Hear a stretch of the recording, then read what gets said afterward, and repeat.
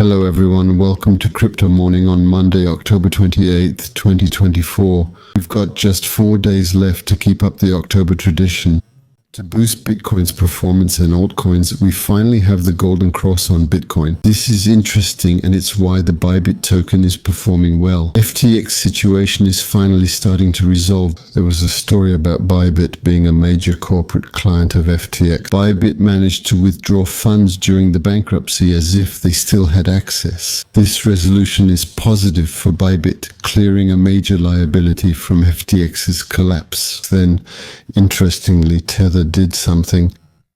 Honestly, I think Bitcoin would have hit ATH Friday or Saturday if not for this issue. Rumors spread about a potential investigation into Tether. Interestingly, this prompted Tether to speak at a conference in Lugano, Switzerland. He explained their reserves not proving but sharing significant information. Tether reportedly holds $100 billion in US Treasury bonds.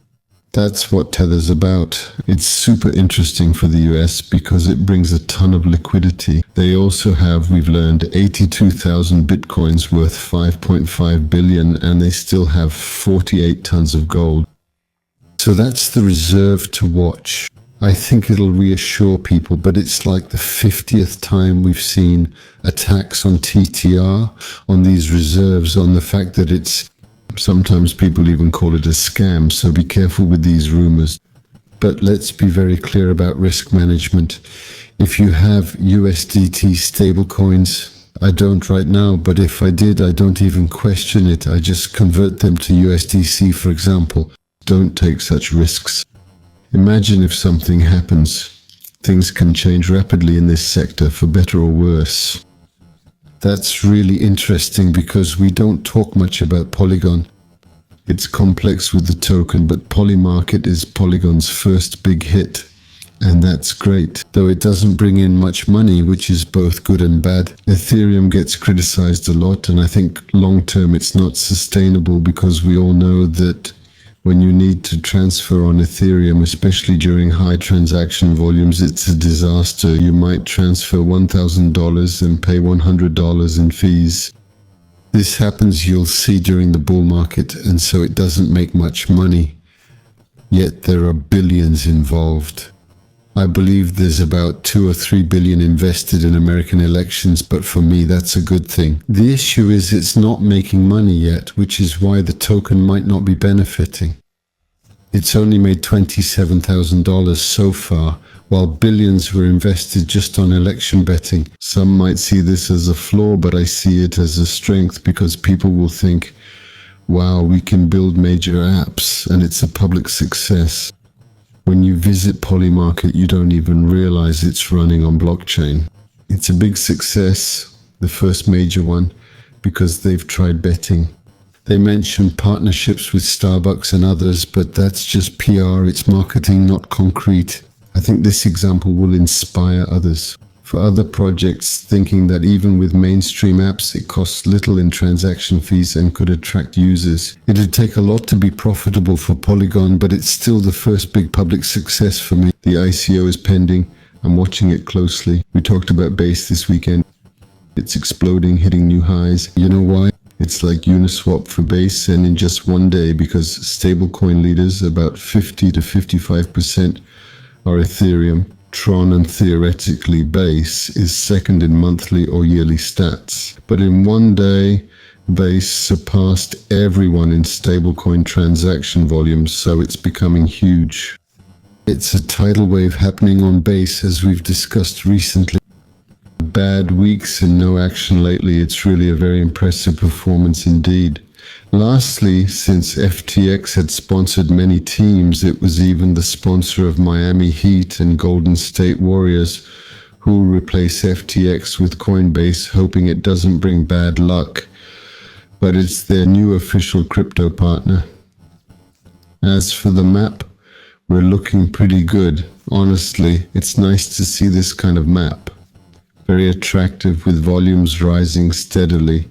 And we'll have a lot of tension for sure. We have stats for Wednesday and Friday, as we saw, and the elections, so bit by bit it'll intensify over the coming days. Only 8 days left until the elections, and for the big players, we have Aero and Base is doing well, FTM is strong, and Ray Radium has been exploding lately. As for Bitcoin, we've reached that point. Is it enough to finally kick off the bull market? In any case, look how clear and beautiful the crossover is. The 50-day moving average is returning. What's interesting is that when we have a golden cross, the 50-day MA usually acts as support. It'll gradually rise, providing support for Bitcoin. Even if there's a rejection here, I don't think it'll go much lower. The 3 moving averages act as support lines since we're above them, and it's all lining up nicely. Soon we'll have the 100, then 200-day MA, and we'll be ready for takeoff. As for Solana, there's no doubt it's about to explode. It's approaching that 208 zone. And I think once Bitcoin hits an all-time high, Solana will follow suit and take off. We discussed its golden cross, but it still tested support. Like Bitcoin, after a golden cross, it often retests the 50-day moving average. It seemed to crack, but it's held firm for several days now. I think FTM is primed and ready for takeoff. We've talked about this a lot. I said it was a great opportunity here, and we'll discuss it again in a few months. As always, hindsight is 20/20th. And people will recognize the chance they had to get in at this level. Now, Ordinals. It's been a while since I last talked about them. I'm invested in computers and SATs, but today I wanted to talk about computers because when you look at the yearly chart, wow, it's quite a drop down, 67%, but mainly a big fall and sideways movement lasting for months and months. I think it has an interesting price. Celestia pump and dumps. Looks like a fake out, a kind of bear flag. We pretend to go up, then drop. Will it manage to recover? We'll see in a few days after the headlock. But I find this kind of headlock disastrous. It's a bit of a mess, but it's typical of all 2023 to 2024 ICOs. Honestly, you want to know why there's no altcoin season? I think a big reason is all these failed ICOs. I've been talking about this for weeks, months, and I'm always shocked to see these failed ICOs with 40% VCs and all. How can you expect to have an altcoin season when people are gorging themselves before we're even in a bull market? They're stuffing themselves like we're already at the peak of a bull market. I wanted to end with TRX because should we invest long term? I invested in TRX back in 2019 to 2020.